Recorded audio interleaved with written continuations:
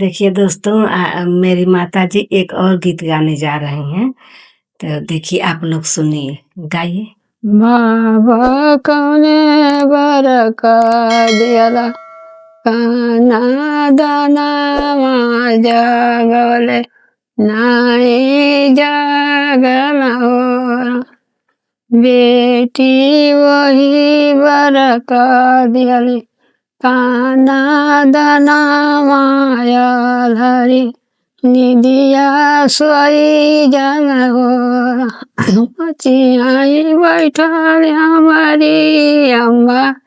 जियो बेटाई अम्मा जी कौने बरक दियलु काना दाना जागवले नाही जागला हो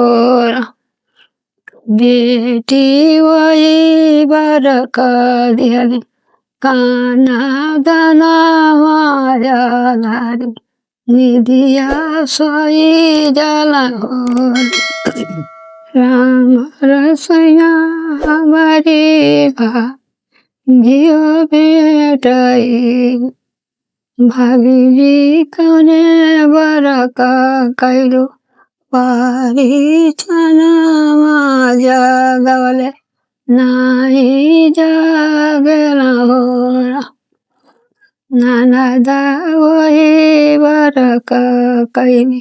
पारी छना मायाल हरी निदिया सोई जन हो भैया कौने बरका लाऊ बाहु मेरा वाला याल हरी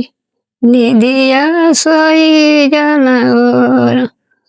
बहिनी वही बरका लाऊ बाहु मेरा वाली याल हरी निदिया सोई जन हो बस हो गया इथे और गाई साउथ गाई